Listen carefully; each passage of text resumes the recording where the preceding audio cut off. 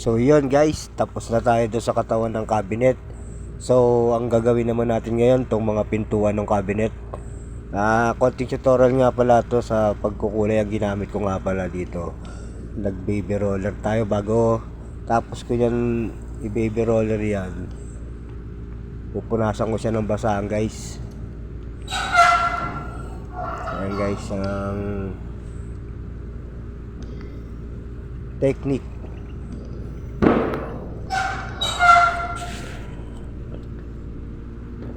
Ginawa ko muna, pinahiran ko muna siya lahat bago ko pinasahan yan guys.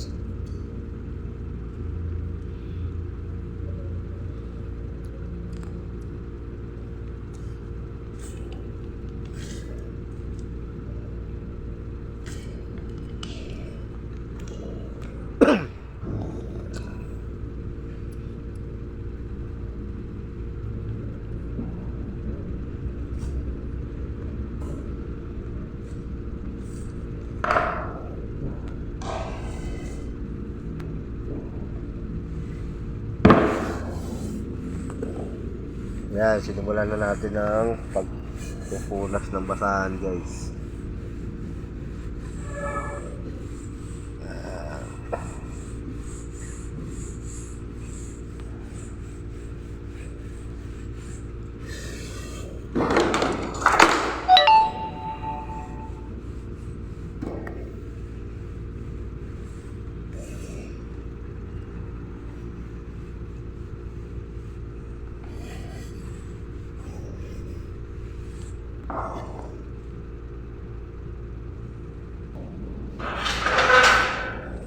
Yan. Tapos natin makulayan yan guys. Siyempre pinatuyo muna yan. Tapos yan yan. Ibinalik ko na siya dahil. Ibinalik ko na yung mga pintuan niya.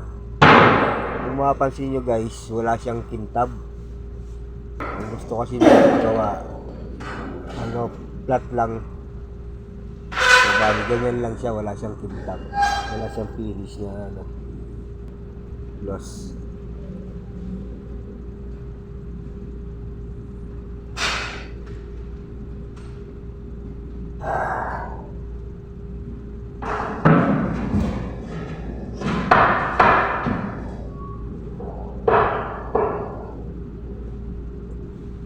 Shoutout nga pala doon sa mga careers ko dyan.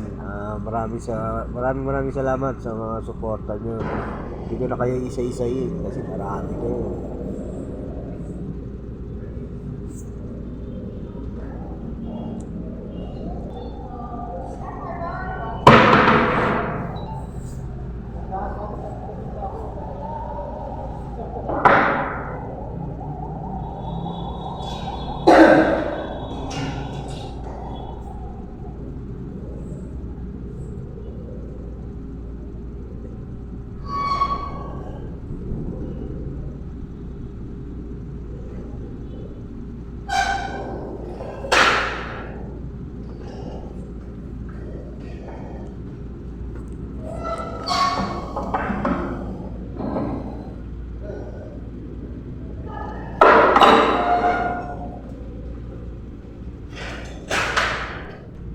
Tapos na rin guys, maraming salamat sa mga nanonood ng video ko.